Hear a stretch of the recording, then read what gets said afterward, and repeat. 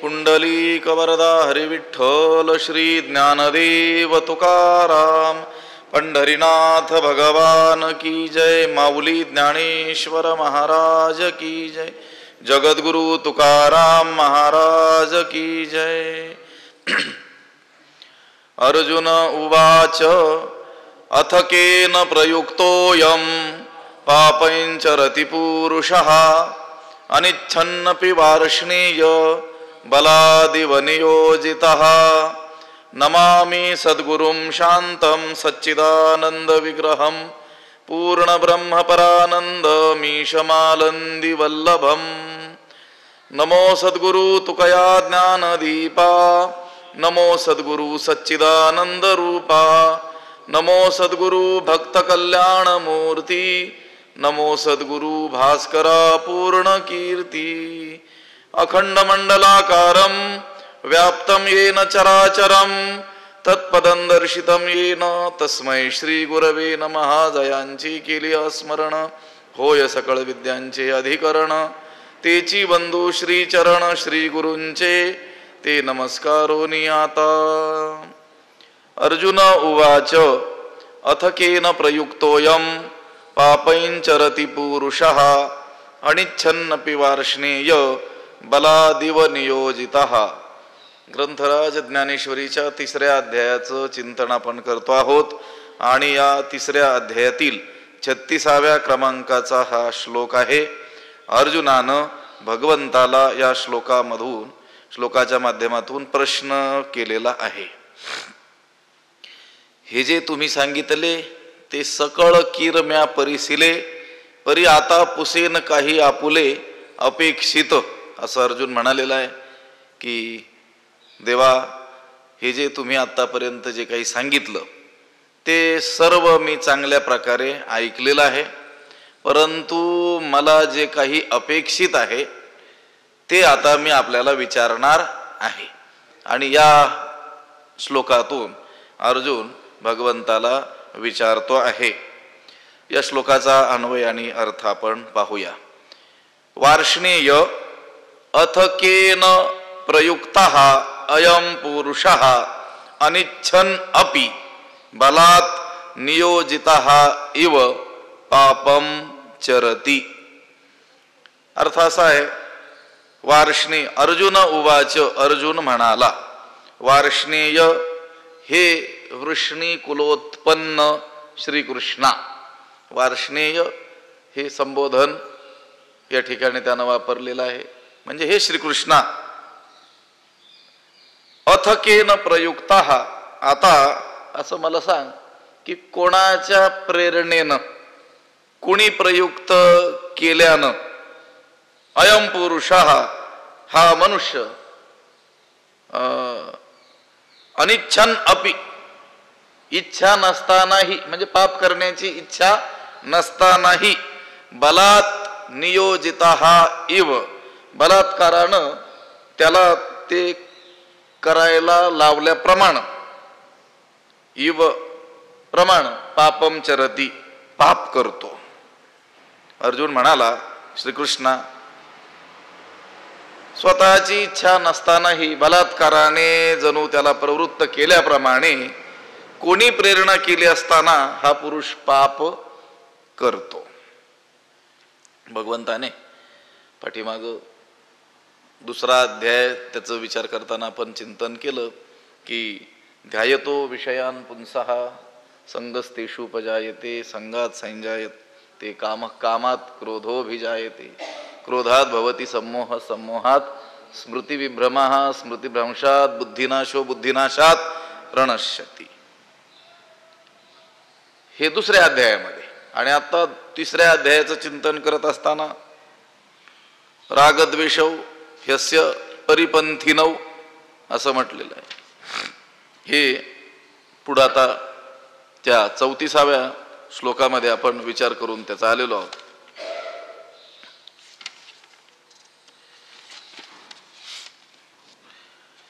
इंद्रियस्यार्थे रागद्वेषौ व्यवस्थितौ तयोर्न वशमागच्छेत् तौ ह्यस्य परिपंथिनौ। हे मनुष्याच्या मोक्ष मार्गामध्ये हे रागद्वेष काय आहेत विघ्न करणारे आहेत असं जे सांगितलं. यातून मनुष्याच्या नाशाला कारण राग द्वेष आहेत असं ओझरत काय केलेलं आहे, सांगितलेलं आहे. परंतु त्या रागद्वेषांचं म्हणा, कामक्रोधांचं म्हणा, जे स्वरूप आहे ते पूर्णपणे अर्जुनाच्या लक्षात आलेलं नाही. फक्त भगवंत म्हणालेले आहेत की हे मनुष्याच्या नाशाला काय आहेत, कारण आहेत. पण त्या दोघांचं स्वरूप अर्जुनाच्या नीटसं ध्यानात आलेलं नसल्यामुळं त्यांचं स्वरूप निश्चित कळावं आणि त्यांचं स्वरूप एकदा कळालं की त्यांचा नाश करणं सोपं जाईल, या हेतूनं अर्जुनानं या श्लोकामध्ये भगवंताला प्रश्न विचारलेला आहे. वार्ष्णेय हे वृष्णी कुलोत्पन्न असलेल्या श्रीकृष्णा. आता ही जी विशेषणं वापरली जातात अर्जुनाच्या मुखातून भगवंतासाठी म्हणा किंवा भगवंत अर्जुनाशी बोलत असताना अर्जुनासाठी म्हणा, तर तिथं तिथं जो प्रसंग असतो त्या त्या प्रसंगानुरूप ती विशेषणं किंवा ती संबोधनं काय केलेली असतात, वापरलेली असतात. आता याचं भाष्य पाहत असताना, ज्ञानोबारायांनी केलेली टीका पाहत असताना आपल्याला हे लक्षात येईल. अर्जुनाचा प्रश्न हा आहे की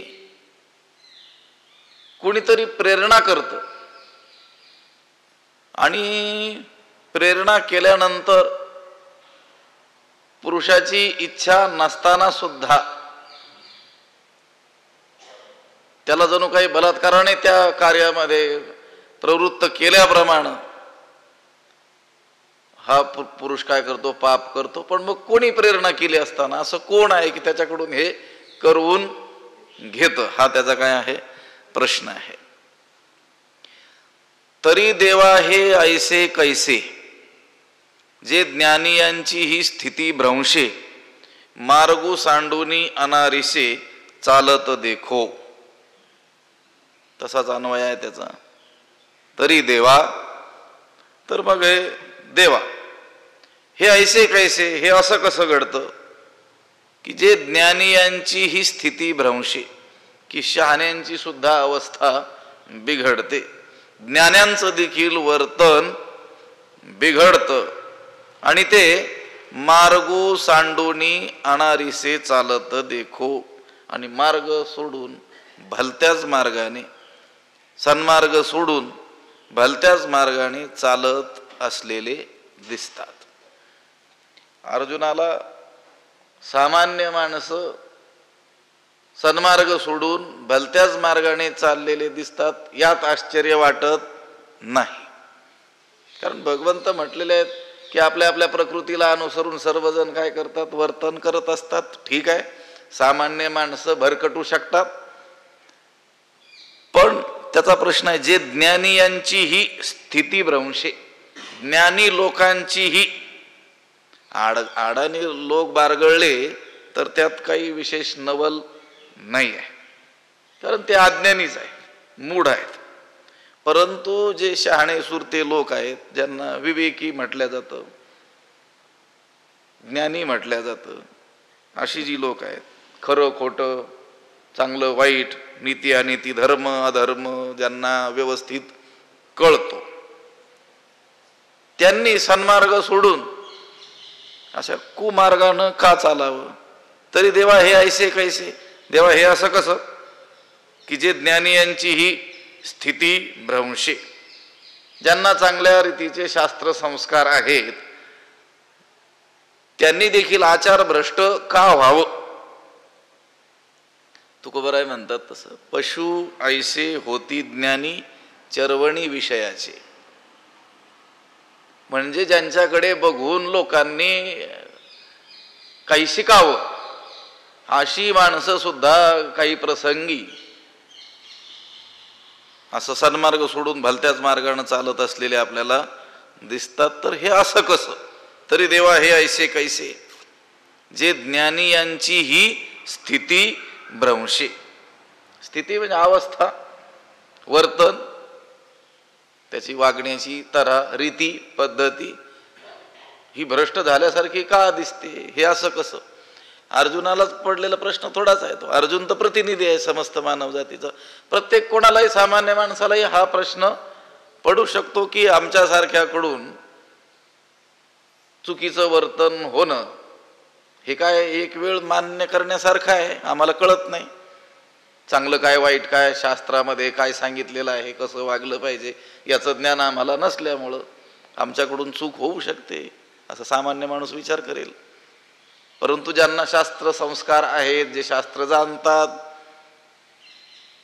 शहाणी आहेत, विवेकी म्हटली जातात, ती माणसं सुद्धा मार्गू सांडून अनारिसे चालत देखो, चांगला सन्मार्ग सोडून भलत्याच मार्गाने चाललेले दिसून येतात.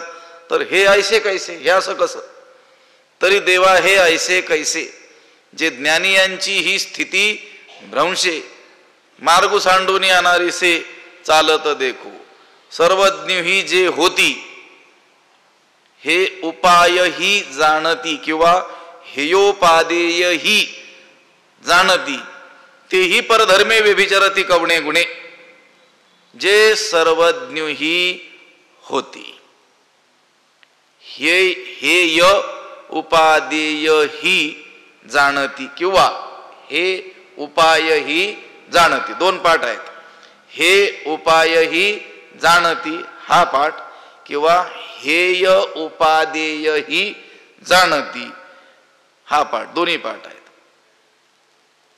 जे सर्वज्ञ ही होती, जे पूर्ण ज्ञान संपन्न ही असतात, जे सर्व काही जाणणारे असतात, पुन्हा हे उपायही जाणती. बरं, ज्यांना हे उपायही काय आहेत ठाऊक आहेत, हा पाठ घेतला, हे उपायही जाणती, तर हे उपाय त्यांना काय आहेत ठाऊक आहेत, माहिती आहेत. आणि हेयोपादेय ही जाणती, हेय म्हणजे त्याज्य आणि उपादेय म्हणजे ग्राह्य. त्याज्य काय आहे, ग्राह्य काय आहे, काय टाकलं पाहिजे, काय स्वीकारलं पाहिजे, हे सुद्धा जे जाणतात, ते ही कवणे गुणे परधर्मे व्यभिचरती. ते ही म्हणजे ते सुद्धा, ते देखील कवणे गुणे कोणत्या कारणाने आपला धर्म सोडून परधर्मे व्यभिचरती, परधर्माप्रमाणे वागतात. हो, तेही परधर्मे व्यभिचरती कवणे गुणे. हे पहा, हे जे सर्वज्ञ ही होती, जे सर्वज्ञ आहेत, सर्व काही जाणणारे आहेत, विद्वान आहेत, शास्त्रज्ञ आहेत, पंडित म्हणा, शास्त्रार्थ जाणणारे जे आहेत, ज्यांना सर्व शास्त्र कळतं, ती देखील आपला धर्म सोडून परधर्माचा स्वीकार का बरे करतात? तीही परधर्मे व्यभिचरती कवणे गुणे. व्यभिचरती म्हणजे योग्य मार्गापासून का च्युत होतात, भलतीकडे का जातात, दुसऱ्याच मार्गाचा स्वीकार का करतात? आता तिथं तर काय असं उत्तर देणं शक्य नाही ना की त्यांना काही कळत नव्हतं म्हणून. कळत नसेल तर प्रश्नच नाही, त्यांच्याबद्दल प्रश्नच विचारलेला नाही अर्जुनानं. जे सगळे जाणतात, सर्व जाणणारे आहेत, हेय उपादेय, त्याज्य काय ग्राह्य काय, हे जे जाणतात, पण असे जे ज्यांना डोळस म्हटले गेलेलं आहे, ज्यांना ज्ञानदृष्टी आहे असं म्हटलं गेलेलं आहे, ते देखील स्वधर्माचा त्याग करून परधर्माचा का स्वीकार करतात किंवा परधर्माप्रमाणे का वागतात? इथं स्वधर्म आणि परधर्म शब्दाचा अर्थ आपलं स्ववर्णाश्रम धर्म, आपल्या वाट्याला आलेलं कर्म, ते सोडून दुसऱ्याच जे आपल्याला योग्य म्हणून, उचित म्हणून शास्त्रानं काही सांगितलेलं नाही आहे, हे त्यांना कळत असूनही ते तसं का वागतात? सर्वज्ञ ही जे होती, सर्व शास्त्र ज्यांना कळतं, ग्राह्य त्याज्य कळतं, तेही परधर्मे व्यभिचरती कवणे गुणे. परधर्माकडे का बरे ते प्रवृत्त होतात, कोणत्या कारणानं, असं काय आहे? प्रश्न आहे की नाही? ज्ञानोबरायण देखील हरिपाठात म्हणतात की नाही, हरीशी न भजसी कवणे गुणे, कोण्या गुणे सायास करीसी प्रपंच दिननिशी, हरीशी न भजसी कवण्या गुणे. प्रपंचासाठी मात्र रात्रंदिवस सायास करतो, पण हरीचं भजन करत नाही. कवणे गुणे, कोणत्या कारणानं? असं काय आहे कारण, प्रबळ कारण की ज्यामुळं हा हरीचं भजन करत नाही आहे? सर्वज्ञ ही जे होती हे योपादेय ही जाणती, तीही परधर्मे व्यभिचरती कवणे गुणे. पुढे उदाहरण दिलेले आहेत. बीजा आणि भुसा अंधू निवाडू नेणे जैसा, नावेक देखणा ही तैसा बरळे कापा.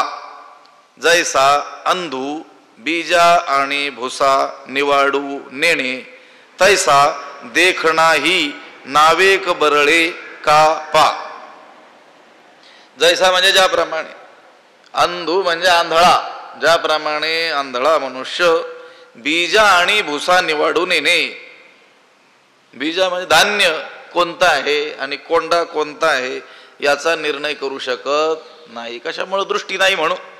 हात लावून नाही, बरं, हात न लावता, नाही तर हात लावून मग तर तो स्पर्शानं ओळखील.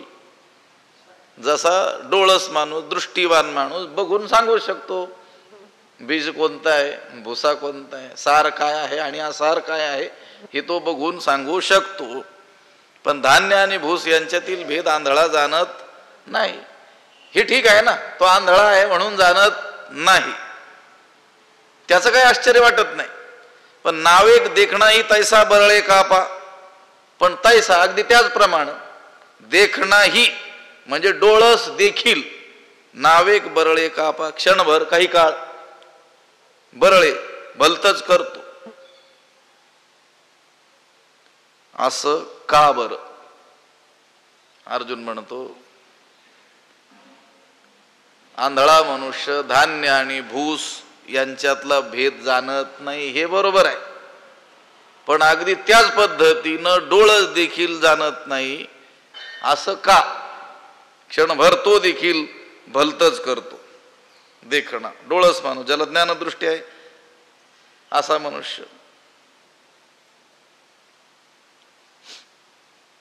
त्या शास्त्रामध्ये असं चिंतन आलेलं आहे की श्रुती म्हणजे वेद आणि स्मृती म्हणजे शास्त्र, हे दोन काय आहेत म्हटले? डोळे आहेत. त्यातील एकाचं ज्ञान ज्याला आहे एकाचं नाही, तो काना आहे म्हटले. आणि द्वाभ्याम अंध प्रकीर्तितः, आणि दोन्हीचं ज्ञान ज्याला नाही त्याला काय म्हटलेलं आहे? तो आंधळा आहे असं म्हटलेलं आहे. श्रुती स्मृतीच विप्राणाम चक्षुषी देव निर्मिते. देवानं निर्माण केलेले हे दोन काय आहेत? डोळे आहेत, वेद आणि शास्त्र. त्यातील एकानं जो हीन आहे, म्हणजे एकालाच जाणतो, शास्त्राला जाणतो, वेदाला जाणत नाही, वेदाला जाणतो, शास्त्राला जाणत नाही, तो आहे काना. आणि दोन्ही नसतील ज्ञान तर तो कोण आहे? आंधळा असं म्हटलेलं आहे. माणसाला वेदशास्त्राधिकाचं काय असलं पाहिजे? ज्ञान असलं पाहिजे. आपले शास्त्र आहेत की नाही, किंवा वेदशास्त्राचं जे सार आहे ती भगवद्गीता, त्या भगवद्गीतेचं ज्ञान असलं पाहिजे. त्या भगवद्गीतेवर ज्ञानोबारायांनी केलेलं भाष्य, ज्ञानेश्वरीचं तरी काय असलं पाहिजे? आपल्याला ज्ञान असलं पाहिजे, तरच आपण कोण आहोत? डोळस आहोत, नाही तर मग कोण आहोत? आंधळेच आहोत. तुकोबाराय म्हणतात ज्यांनी हरीला ओळखलं नाही ती लोक कोण आहेत? आंधळीच आहेत. जी ही नाही हरी ओळखीला.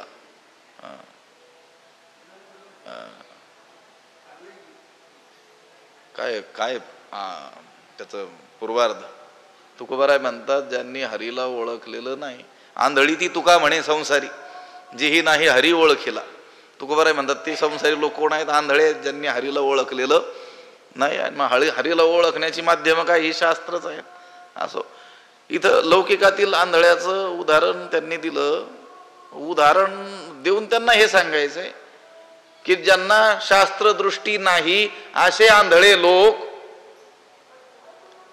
जे सार काय, असार काय, त्याज्य काय, ग्राह्य काय, योग्य काय, अयोग्य काय याचा निर्णय की चांगलं काय, वाईट काय, ते सुद्धा क्षणभर काही काळासाठी असे भरकटले का जातात, बरळे का बरळतात का? ज्यांना दृष्टीच नाही, शास्त्रज्ञानच नाही, शास्त्र संस्कारहीन जे लोक आहेत, सत्संगाचा ज्यांचा दुरान्वयानंही काही संबंध आलेलाच नाही, संत वचनाशी ज्यांचा संपर्कच नाही, अशी माणसं भरकटली तर समजू शकू. त्यांना ज्ञानच नाही म्हणून ती भरकटली. पण ज्यांना ज्ञान आहे ते सुद्धा क्षणभर काही काळासाठी अशी का भरकटतात? बीजा आणि भुसा अंधू निवाडून येणे जैसा, नावेक देख नाही तैसा, बरळे कापा. जो अधित आहे म्हणजे शिकलेला आहे, शास्त्रज्ञ आहे, शास्त्र जाणणारा आहे, त्यानं ही पाप पुण्याची खिचडी का करावी? त्याला कळू नये का पाप काय आहे? ते तर शिकला तो, म्हणून तर तो त्याला शास्त्रज्ञ म्हणतो आपण, जाणकार म्हणतो, विवेकी म्हणतो. जे असता संगू सांडिती तेची संसर्ग करिता न धाती, वनवासी ही सेविती जनपदाते. जे असता संगू सांडिती तेची संसर्ग करिता न धाती, वनवासी ही जनपदाते सेविती. अर्जुन विचारतोय, जे असता संगू सांडिती, जे लोक असलेला संग म्हणजे परिग्रह टाकतात, त्याचा काय करतात? त्याग करतात. जे लोक असलेला स्त्री पुत्राधिकांचा, गृहाधिकांचा जो संघ आहे तो काय करतात? टाकतात. तेची संसर्ग करिता न धाती, आणि तेच ज्यांनी असलेला संघ काय केलेला आहे? टाकलेला आहे. तेच पुन्हा संसर्ग करिता न धाती, कितीही संघ केला तरी काय होत नाहीत, तृप्तच होत नाहीत. वनवासी ही जनपदा ते सेविती, आणि वनवासी म्हणजे वनात राहायला गेलेले लोक, ते देखील जनपदा ते सेविती. जनपद म्हणजे मोठं नगर, जिल्ह्याच्या ठिकाणाला संस्कृत भाषेत जनपद असं म्हणतात. मोठ्या गजबजलेल्या नगरात, शहरात येऊन राहतात. अर्जुनाचा हा प्रश्न आहे. जे साधक लोक असलेला संग टाकतात, जे असता संग सांडिती, संबंध, संघ म्हणजे संबंध, असलेला संघ टाकतात म्हणजे परिवार, परिग्रह, त्याचा काय करतात? त्याग करतात. परमार्थ करण्याकरिता उपाधी नको म्हणून काय करतात? असलेली बायका, मुलं, घरदार यांचा काय करतात? त्याग करतात. की हे परमार्थाच्या आड येतील, भगवत चिंतनाच्या आड हे येतील, ह्या उपाध्या नकोत म्हणून असलेला जो जन्मजात प्राप्तच आहे तो संघ काय करतात? टाकतात. काही काळ उत्कृष्ट तपाचरणही करतात, पण पुन्हा पाहावं तर जेवढा संघ सोडून आले होते त्याच्यापेक्षा अधिक काय करतात? पुन्हा परिग्रह करतात. शिष्यशास्त्रादी विलासे, मठादी मुद्रीचे निमिसे, घातले हाती फासे, निसंगा जेण्याचा. दुर्जयो जो परिग्रह, दुर्जय परिग्रह हा काय करतोय? त्याग करू पाहतोय, त्याग करतोय, पण पुन्हा तेची संसर्ग करिता न धाती, पण पुन्हा कितीही संसर्ग, कितीही संग केला तरी तृप्त होत नाहीत. सोप्या भाषेत सांगू का? साधू होण्याकरिता हे घरदार बाधक आहे असं समजून त्यांचा काय केला? त्याग केला. कुठे निघून गेला? वनात निघून गेला, तपश्चर्या केली. त्याच्या तपाची काय झाली? ख्याती झाली, लोकप्रसिद्धी त्याला मिळाली. मोठा त्यागी महात्मा आहे म्हणून सर्व संघ परित्याग करून तो आलेला आहे. त्याला काहीच नको आहे, तो काय करतोय? फक्त भगवत चिंतनच करतोय अहोरात्र. आणि मग लोक त्याच्याकडे येऊ लागले, त्याला देव मानू लागले, संत साधू मोठा महात्मा मानू लागले. आणि मग त्याचा काय झाला? संपर्क वाढला, संबंध वाढला. अगोदर किती असलेला संघ सोडून आला होता, किती संघ होता? एका घराचा, घरातील बायका मुलांचा, बाळांचा आणि काही नातेवाईक असतील तेवढ्या लोकांचा. आता किती लोकांशी संग झाला त्याचा? हजारो लोकांशी. तरी देखील त्याची आता काय होत नाही, तृप्ती होत नाही. राहायला कुठं गेला होता? वनवासी. एका ओविताला एका उदाहरणात आपण गुंडाळून टाकू. वनात गेला होता की नाही? मग ते सगळे शिष्य मंडळी वनात यायला त्यांना त्रास होऊ लागला. ते म्हटले, बाबाजी आपण आश्रम कुठे स्थापन करू? पुण्यनगरी पुण्यात करू म्हटलं. म्हणजे जनपदात, मोठ्या शहरात. वनवासी सेविती जनपदात. अर्जुनाचा प्रश्न आहे की मग हा तर जाणकार आहे, संघ हा बाधक आहे हे याला कळतंय. अगदी साधनेच्या पूर्वावस्थेतच याला कळत होतं की संघ काय आहे, बाधक आहे. त्यानंतर तर याने कितीतरी काय केलेले आहे, साधना केलेली आहे. म्हणजे याला पक्क ठाऊक आहे संघ काय आहे, बाधक आहे. न करी रे संघ, राही रे निश्चळ, लागो नेदी मळ ममतेचा, हात म्हणत होता. म्हणून सर्व संघ काय केला, त्यागला. आणि आता किती लोकांशी संघ आहे? कधीतरी सांगितलं होतं की नाही, संबंध शब्द आणि बंध शब्द दोन्ही एकच शब्द आहे. उलट संबंध शब्दामध्ये सम हा उपसर्ग आहे आणि त्या बंध शब्दाला त्याने बळकटी आणलेली. आणखी बंध शब्द आवडत नाही आपल्याला. हा बंधनात आहे असं कोणी म्हटलं तर काय येईल, राग येईल. अरे मी महात्मा असून मला काय म्हणतो, बंधनात अडकलेला आहे असं म्हणतो. पण थोडा शब्द प्रयोग वेगळा केला, ह्या महात्म्यांचे खूप संबंध आहेत, मग खुश होतो. संबंध म्हणजे मोठा बंध. लक्षात आलं का? इथं उपयोगात येण्यासारखं आहे हे उदाहरण. बंध आणि संबंध. याने काय केला, बंध सोडून आला आणि काय वाढवले.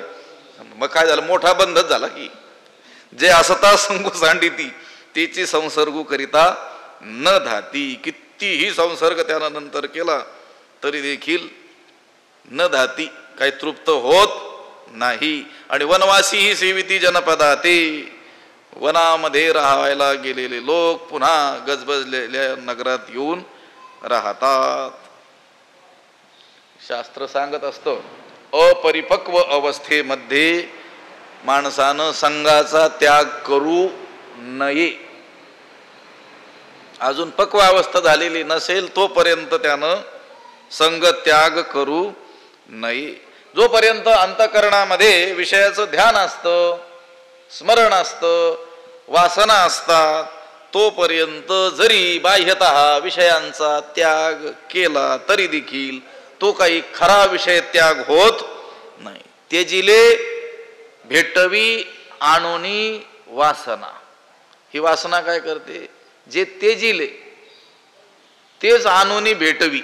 लक्षात आलं का? ही वासना काय करते, त्यानं त्याग केलेल्या गोष्टीलाच पुन्हा आणून काय करते, याची भेट घालून देत असते. म्हणून वासना शून्य मन झाल्याशिवाय त्यानं एकांतात राहू नये. असा जो वरवर केलेला जो त्याग असेल, बाह्यतः असलेला त्याग असेल, अंतःकरणात विषयांचं महत्व किंवा विषयांविषयी असलेली महत्व बुद्धी ही पूर्णपणे नष्ट झालेली नसताना बाह्यतः केलेला जो त्याग आहे तो काय आहे, घातक आहे. वस्तुतः गोष्ट अशी आहे की संघ हा काही पूर्णपणे काही सुटत नसतो. सर्वस्वाचा माणसानं त्याग केला तरी देखील देह परिग्रह त्याचा आहेच की. देशाचा त्याग करील म्हणजे स्थानाचा त्याग करील, देहाचा कुठं त्याग करील. आपण अनेक वेळेस ज्ञानोबरायांचा ते मोठासा एक अभंग आहे, त्याचं दाखले दिलेले आहेत. घरदार ओखटी तेजू म्हणशी तरी शरीरा एवढे जाण. ज्ञानोबराय म्हणतात, तू म्हणतोस घरदार त्यागलं, घरदार त्यागलं, ते शरीरा एवढं जाडजूड घरदार तर घेऊनच फिरतोस म्हटले. त्या ध्रुवपदात सांगितलं की नाही, तेजिले ते काय कासया सांगपा मजपासी ऐसे जेणे भेणे तुझाशी वनांतरा ते तव तुझशी सरी शेराया. सांग बरं मला, काय त्यागलं तो? बहिणी पाठीच्या तेजू म्हणशी तरी काय, आशा माया मोह तृष्णेचे बंडरया. बंधू पाठीचे तेजू म्हणशी तरी काम क्रोध मत्सर मद मत्सर अवघड. भाऊ त्यागले, बहिणी त्यागल्या, आईबाप त्यागले, घरदार त्यागलं, पण हे तर सर्व घेऊन फिरतोच तू. मग तेजिले ते काय काय कशाचा त्याग केला, का सया कशासाठी? सांग पा मज पाशी ऐसे, मज जवळ हे सांग.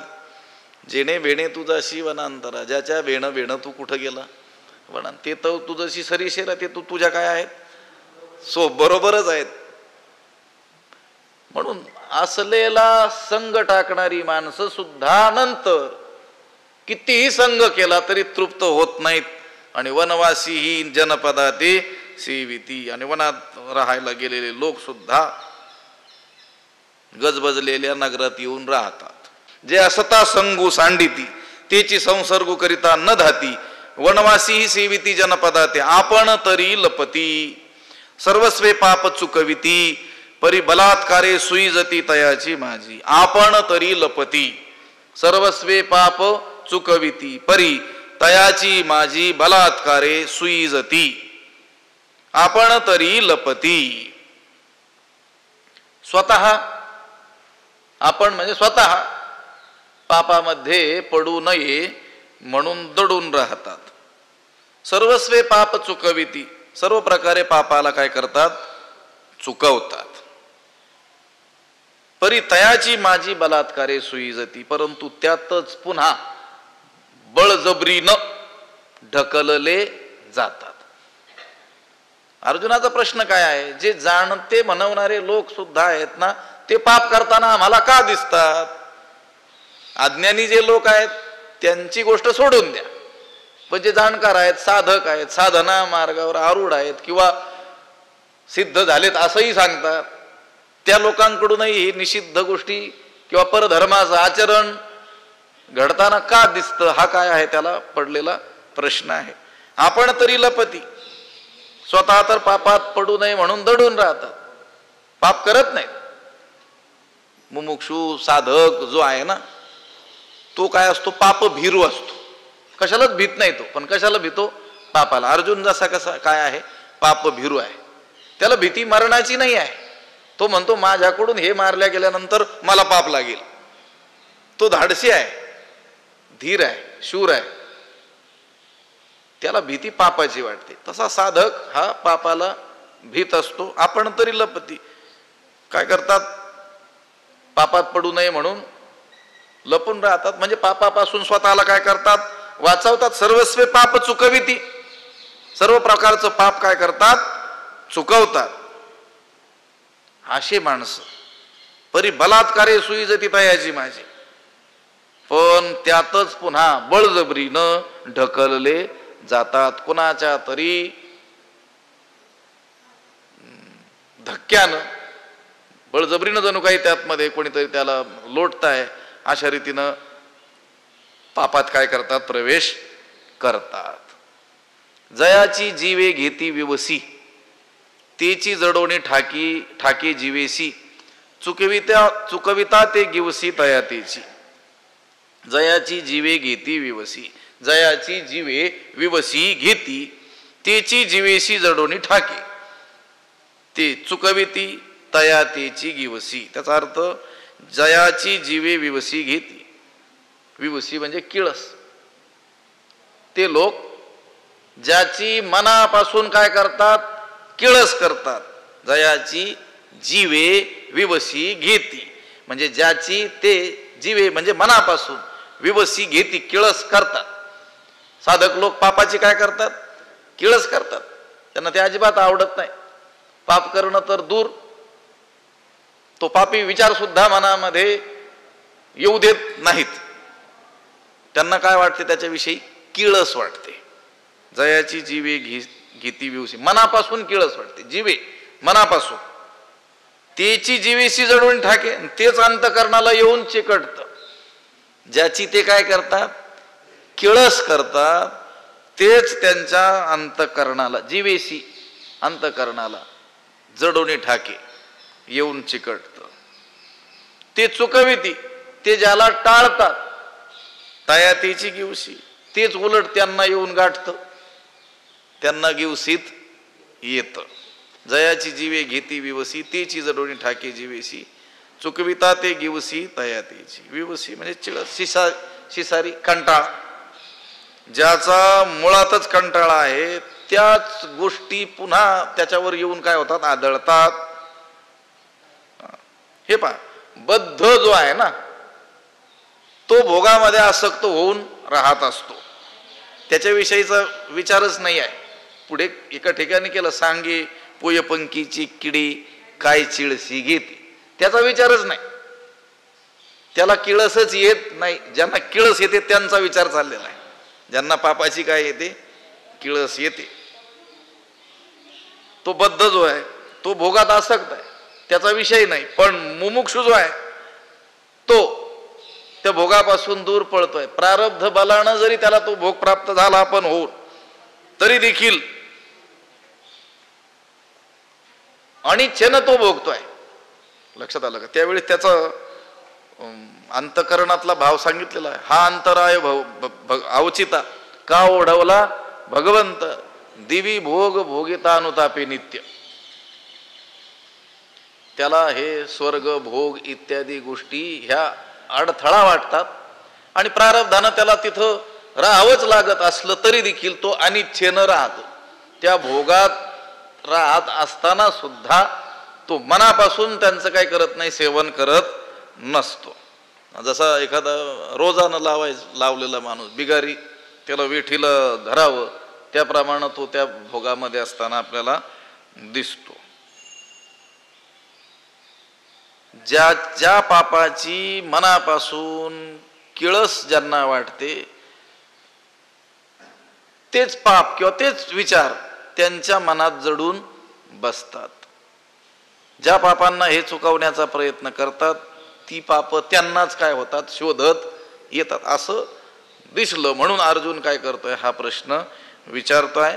तर हे जे घडताना दिसतं ते तर काय मनापासून त्या पापामध्ये, त्या दुराचरणामध्ये, त्या निषिद्ध कर्मामध्ये प्रवृत्त झालेले दिसत नाहीत. पण कोणीतरी बळजबरीनं त्यांना त्या ठिकाणी ढकलतोय आणि त्यांच्याकडून ते करून घेतोय असं दिसतंय. तर तो नेमका कोण आहे, कोण त्यांच्याकडून हे करून घेतोय? ऐसा बलात्कारू एकू दिसे, तो कवणाचा एथ आग्रहो असे, हे बोलावे ऋषिकेशे पार्थू म्हणे. ऐसा एकू बलात्कारू दिसे, हे ऋषिकेशे बोलावे पार्थू म्हणे. ऐसा एक बलात्कारू दिसे, असा जो एक पाप करण्याविषयी बलात्कार दिसून येतो किंवा जुलूम अत्याचार दिसून येतो. कशाविषयी? पाप करण्याविषयी. तो एथ कवणाचा आग्रह असे, तो येथे कोणाचा काय आहे, हट्ट आहे. कोण हट्टानं बळेच त्याच्याकडून हे करवून घेतं, हे ऋषिकेशे बोलावे असं देवानं मला सांगावं. पार्थू म्हणे, अर्जुन असं म्हणाला, हे देवा आपण मला हे सांगावं की अशा प्रकारचा एक जुलूम, एक जबरदस्ती आम्हाला दिसून येते की या चांगल्या लोकांकडून देखील बळजबरीनं त्यांच्याकडून काय करून घेतलं जातं, पाप करून घेतलं जातं, हट्टानं करून घेतलं जातं. तो कवणाचा यथाग्रह असे, तो कोणाचा हट्ट आहे हे देवानं मला सांगावं. भगवंत त्याचं उत्तर देणार आहेत. 37वा श्लोक, त्याच्यावर जवळजवळ 21व्या विस्तारानं भाष्य ज्ञानोबरायांनी केलेलं आहे. त्या दुर्योधनाला विचारलं होतं की नाही, तू तर शास्त्र शिकलेला आहेस, सगळे शिकलेलेच होते की नाही, ते गुरुकुल पद्धतीनं शिक्षण, शस्त्र शास्त्र सगळे शिक्षण दिली जायची त्या काळामध्ये. पण मग पांडवांचं वर्तन, त्यांचा आचार आणि दुर्योधनाचं वर्तन याच्यात भेद आहे की नाही? मग शिकलेले तर सगळेच आहेत. पाप काय आहे, पुण्य काय आहे, चांगलं काय आहे, वाईट काय आहे, हे काही जाणत नव्हता का दुर्योधन? जाणत होता. तरी देखील त्याची पापामध्ये प्रवृत्ती का दिसून येते, पुण्यकर्मामध्ये त्याची प्रवृत्ती का दिसून येत नाही? त्यालाच विचारलं होतं.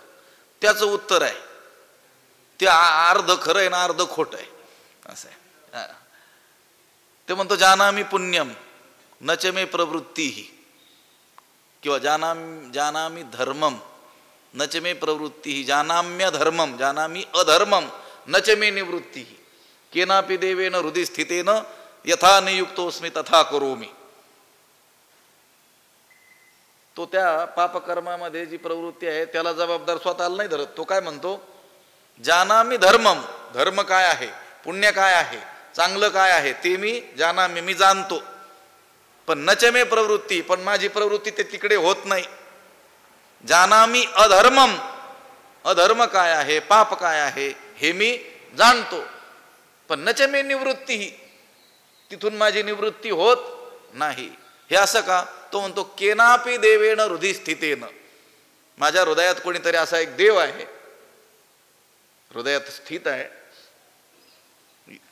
यथा नियुक्तोस्मी तथा करोमी, तो जसं मला नियुक्त करतो तसं माझ्याकडून होतं म्हणे. त्याचा शब्द काय आहे, केनापि देवेन, देवेन नाही, हे काम क्रोधेन. लक्षात आलं का? उत्तर हे पाहिजे. आता भगवंत देतील ते उत्तर, पण मला आठवलं तर मी सांगितलं त्या दुर्योधनाचं वचन. ते का सांगितलं, कारण आपण तसंच म्हणत असतो. असं आहे, माझी इच्छा नव्हती पण माझ्याकडून तसं झालं. आता ते गमतीनं काही लोक विनोद वगैरे सांगत असतात, पण त्याच्यात बोध असतो चांगल्या रीतीचा. कुणीतरी खून केला, त्या आरोपीला पकडून नेलं न्यायाधीशासमोर.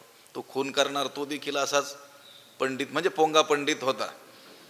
त्यानं सांगितलं, ह्या हातानं खून झाला ना, हाताची जी अधिष्ठात्री देवता इंद्र आहे त्यानं प्रेरणा केली म्हणून माझ्याकडून खून झाला म्हणे, त्याच्यात माझा काय दोष आहे.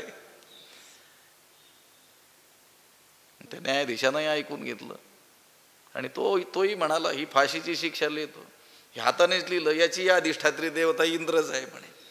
असं आहे. आपण जबाबदारी आपल्याकडं न घेता कुणावर तरी काय करत असतो, ढकलवण्याचा प्रयत्न करत असतो. त्या दुर्योधनाचं जे मी वचन सांगितलं, केनापि देवेन हृदि स्थितेन, तो म्हणतो माझ्या हृदयात कोणीतरी अशी देवता आहे आणि ती मला जशी प्रेरणा देते तसं मी करतो. पुण्याकडे ती जाऊ देत नाही म्हणून जात नाही, आणि पापाकडे जा म्हणते म्हणून मी जातो. तर तसं नाही आहे. ते काम आणि क्रोध हे आपल्याकडून करून घेतात. हे भगवंत पुढे सांगणार आहेत. श्री भगवान उवाच काम एष क्रोध एष रजोगुण समुद्भवः महाशनो महापाप्मा विद्धेन मिह वैरिणम. श्री भगवान उवाच, श्री भगवान म्हणाले, एष काम, हा रजोगुणापासून तयार झालेला काम, पापात प्रवृत्त करणारा आहे. हा क्रोध आहे, तोच क्रोध आहे. काम हाच काय आहे, क्रोध आहे. महाशनो, महाशन हा, हे दोघे अतिशय काय आहेत, खादाड आहेत. महापाप्मा, महापापी आहेत. आणि इह, या जगामध्ये वैरिणम विद्धी, एनम वैरिणम विद्धी, या जगामध्ये या दोघांना तू काय समज, शत्रू आहेत असं समज. त्याचा विचार उद्या करूया. पुंडलिक वरदा हरी विठ्ठल. श्री ज्ञानदेव तुकाराम पंढरीनाथ भगवान की जय. माऊली ज्ञानेश्वर महाराज. विठ्ठल विठ्ठल विठ्ठल विठ्ठल विठ्ठल.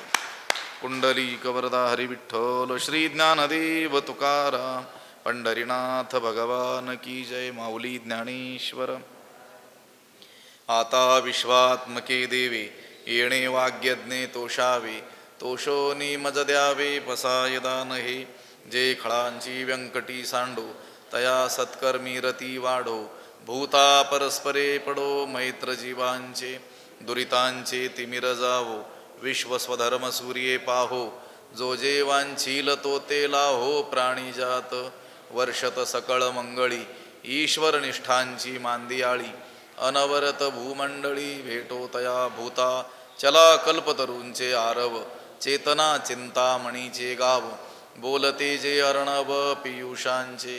चंद्रमे जे अलांछन, मार्तंड जे तापहीन. ते सर्वाही सदा सज्जन, सोयरे होतू किंबहुना सर्व सुखी. पूर्ण होवणी तिही लोकी, भजिजो आदि पुरुखी अखंडित. आणि ग्रंथोपजीविये, विशेषी लोकी ये. दृष्टादृष्ट विजय होवावेजी.